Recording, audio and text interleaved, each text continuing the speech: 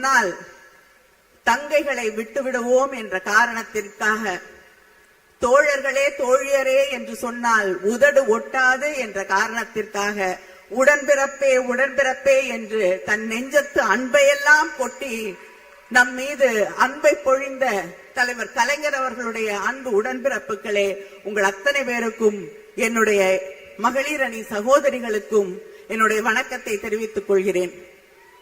தொடுவானம் தோற்றுவிடக்கூடிய அளவிற்கு கண்ணுக்கு எட்டிய தூரமெல்லாம் கருப்பு சிவப்பால் எங்களுடைய கண்களை குளிர்வித்துக் கொண்டிருக்கக்கூடிய என்னுடைய மகளிர் அணியின் சகோதரிகள் அத்தனை பேருக்கும் என்னுடைய வணக்கம், வாழ்த்துக்கள், நன்றியை நான் இந்த மேடையிலே உரித்தாக்கிக் கொள்ள விரும்புகிறேன். வெல்லும் தமிழ் பெண்கள் என்ற இந்த மாநாட்டிற்கு என்ன காரணம் என்று நாம் சிந்தித்து பார்க்க வேண்டும். ஒன்று, நமக்கான ஒரு ஆட்சியை, பெண்களுக்கான ஒரு ஆட்சியை, பெண்களின் எதிர்காலத்தை பெருமைப்படுத்தக்கூடிய ஒரு ஆட்சியை நடத்தி கொண்டிருக்கக்கூடிய நம்முடைய முதலமைச்சர் அண்ணன் தளபதி அவர்களுக்கு நன்றி சொல்லக்கூடிய ஒரு மாநாடு இந்த மாநாடு. அடுத்து, எங்களுடைய ஆட்சி, பெண்களுக்கான ஆட்சி, பெண்களின் ஆட்சி, பெண்களின் எதிர்காலத்திற்கான ஆட்சியை மறுபடியும் தரக்கூடிய நம்முடைய முதலமைச்சர் அவர்களுக்கு உங்கள் பின்னால் நாங்கள் நிற்கிறோம் என்று சொல்லக்கூடிய மாநாடு இந்த மாநாடு.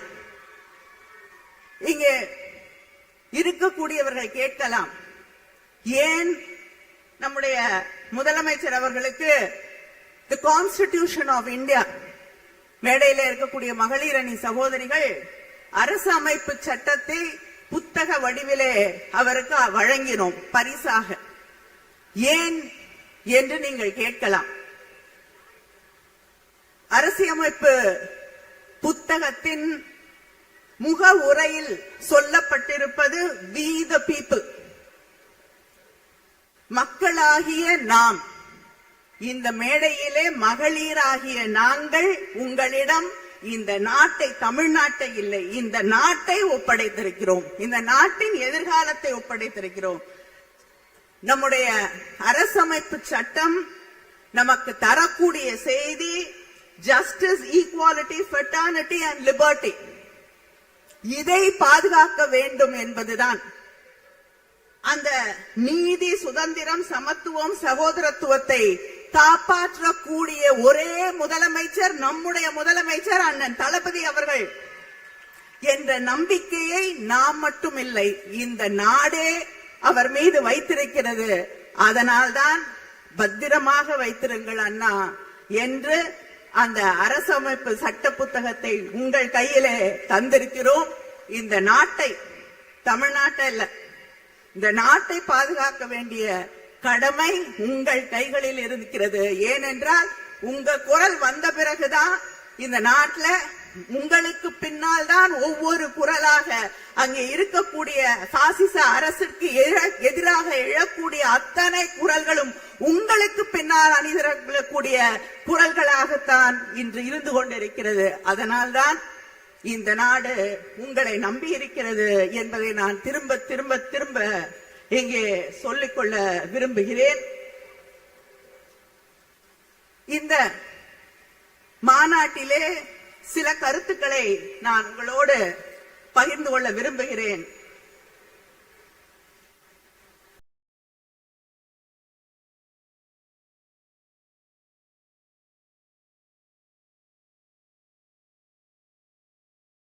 இந்த ஆட்சி மகளிருக்கான ஆட்சி என்று நாம் சொல்கிறோம். கலைஞர் மகளிர் உரிமை தொகை இன்று 1,30,00,000 சகோதரிகளுக்கு, தமிழ்நாடு முழுவதும் இருக்கக்கூடிய சகோதரிகளுக்கு தரப்படுகிறது. நம்மளை பார்த்து நிறைய பேர் கேட்கறாங்க, தேர்தல் நேரத்தில் வாக்குறுதி கொடுத்தீங்களே நிறைவேற்றினீங்களான்னு. இந்த 1,30,00,000 சகோதரிகள் சொல்லுவார்கள், நாங்கள் கொடுத்த வாக்குறுதியை நிறைவேற்றி இருக்கிறோம் என்பதை பறைசாற்றக்கூடியவர்கள் அவர்கள். அதே போல புதுமை பெண் திட்டம், கல்லூரிக்கு போகக்கூடிய சாதாரண சாமானிய குடும்பங்கள்ல இருந்து வரக்கூடிய பெண்களுக்கு கல்வி தடைபடக்கூடாது என்பதற்காக மாதம் 1000 ரூபாய் வழங்கக்கூடிய புதுமை பெண் திட்டம், விடியல் பயணம். பெருமையோடு சொல்கிறேன், 47% உழைக்கக்கூடிய, வேலைக்கு போகக்கூடிய பெண்கள் இருக்கக்கூடிய மாநிலம் தமிழ்நாடு. வேற எந்த மாநிலத்திலும் அதற்கான வாய்ப்புகள் உருவாக்கப்படவில்லை. நமக்கு 47% பேர் இருக்கோம்னா அதற்கு காரணம் அதற்கான வாய்ப்புகள், கல்வி, அடிப்படை கல்வி வழங்கப்பட்டது, கல்லூரிக்கு போகக்கூடிய வாய்ப்புகள் உருவாக்கி தரப்பட்டது. ஒரு பாதுகாப்பான மாநிலமாக இந்த மாநிலம் இருக்கக்கூடிய ஒரே காரணத்தாலதான் 47% இந்தியாவிலேயே அதிகமாக உழைக்கக்கூடிய, வேலைக்கு போகக்கூடிய பெண்கள் இருப்பது தமிழ்நாடு. இந்த பகுதி கோவை, கரூர், ஈரோடு, திருப்பூர், நீலகிரி, நாமக்கல், இங்க புத்தொழில் ஸ்டார்ட் அப்ஸ் கிட்டத்தட்ட 2282 பேர் புதிதாக ஸ்டார்ட் அப்ஸ் துவங்கி இருக்காங்க. ஆண்கள் வருத்தப்படக்கூடாது. அதில் 56% பெண்கள்.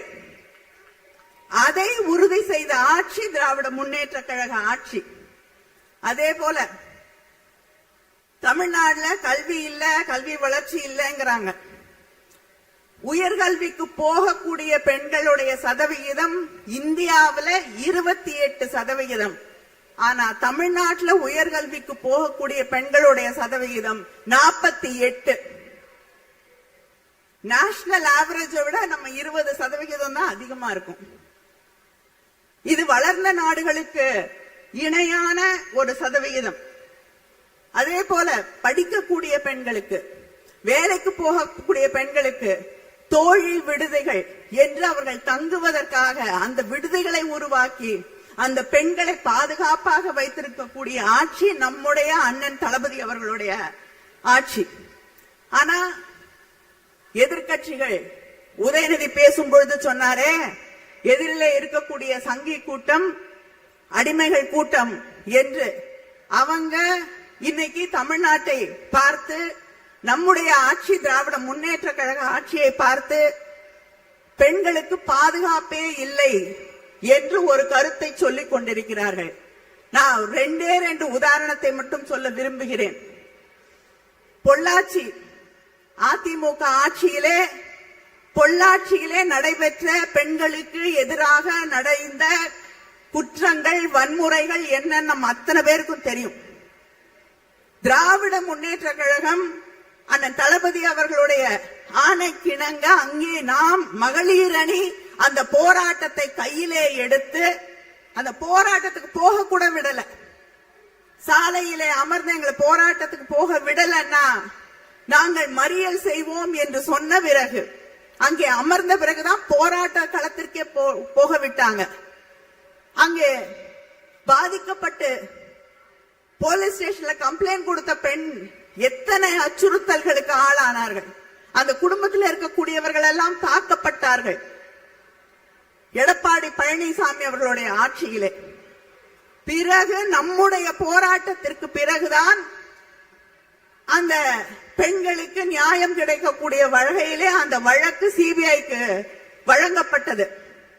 நம்முடைய ஆட்சியிலே அந்த பெண்களுக்கு ஒரு நியாயம் கிடைத்திருக்கிறது. நம்மை பார்த்து பேசுகிறார்கள் பிஜேபியை சேர்ந்தவர்கள்.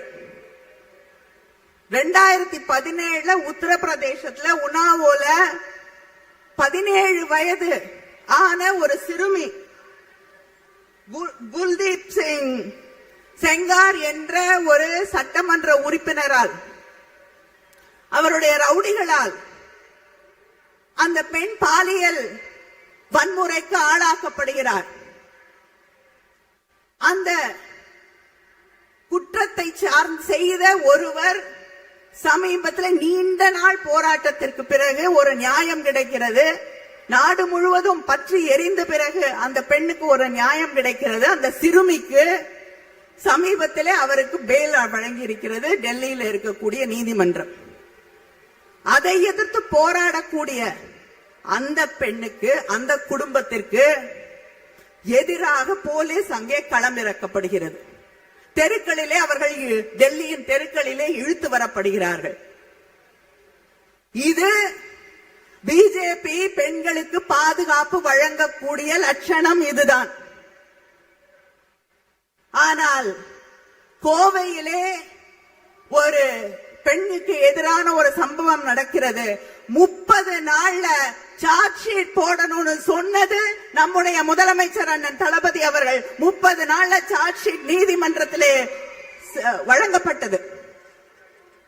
அந்த பெண்ணுக்கு நியாயம் கிடைப்பதற்கு நம்மோடு நின்று போராடக்கூடிய ஒரு முதலமைச்சர் இருக்கிறார் என்றால், யாரும் கேட்கறதுக்கு முன்னாடி முதல் குரலாக அந்த பெண்ணுக்கு வந்த ஆதரவு குரல் நம்முடைய முதலமைச்சர் அவர்களுடைய குரல். இதுதான் திராவிட முன்னேற்ற கழகத்திற்கும் நமக்கு எதிராக ஒவ்வொரு நாளும் குற்றச்சாட்டுகளை அடுக்கிக் கொண்டே போனால் போதும், ஆட்சியை பிடித்து விடலாம் என்று நினைக்கக்கூடியவர்களுக்கும் இருக்கக்கூடிய வித்தியாசம். நாம் உண்மையிலேயே பெண்களுடைய எதிர்காலம் பாதுகாப்பு பற்றி கவலைப்படக்கூடியவர்கள். பிஜேபி ஆட்சி பொறுப்பிற்கு வருவதற்கு முன்னால் வருஷத்துக்கு 2 கோடி பேருக்கு வேலை வாய்ப்புன்னாங்க.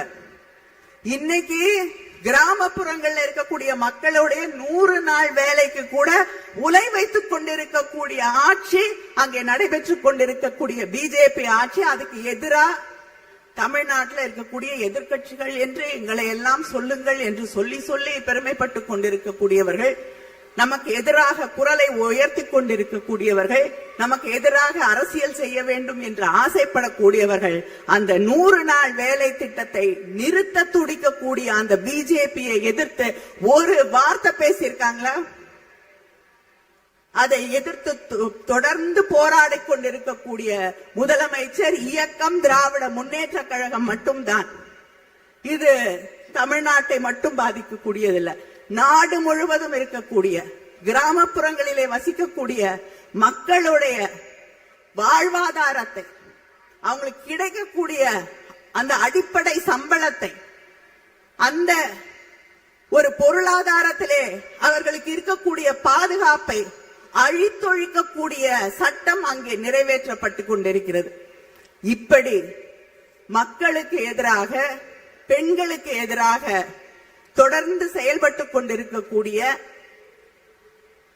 இந்த நாட்டிலே ஆன்மீகத்தை, இந்த நாட்டிலே மத கலவரத்தை, இந்த நாட்டிலே காழ்ப்புணர்ச்சியை, வெறுப்பை உருவாக்கி அரசியல் செய்து விடலாம் என்று துடித்துக் கொண்டிருக்கக்கூடிய பிஜேபிக்கு சம்மட்டி அடியாக நின்று கொண்டிருக்கக்கூடிய நம்முடைய முதலமைச்சர் அண்ணன் தளபதி அவர்களின் பின்னால் அணிதிரள்வோம். இங்கே இருக்கக்கூடிய பெண்கள் தலை நிமிர்ந்து நிற்கக்கூடியவர்கள். சிலர் நினைக்கலாம், நாம் நம்முடைய பார்வையை உயர்த்தக்கூடாது, கூனி குறுகி நிற்க வேண்டும், அவர்களுக்கு வளைந்து கொடுக்க வேண்டும், அவர்கள் முன்னால் நிற்கக்கூடிய தகுதி இல்லை என்று. அதையெல்லாம் உடைத்து வந்து நிற்கக்கூடிய அந்த உறுதியை நமக்கு திராவிட இயக்கம் தந்திருக்கிறது, நம்முடைய திராவிட மாடல் ஆட்சி தந்திருக்கிறது. நன்றி, வணக்கம்.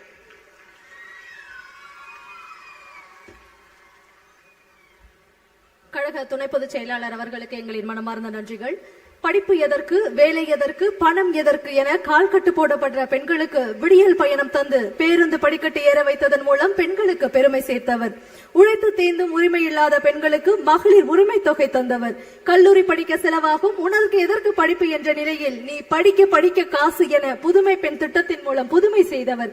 12 மாதங்களுக்கு சம்பளத்துடன் கூடிய பேறுகால விடுப்பு என அறிவித்து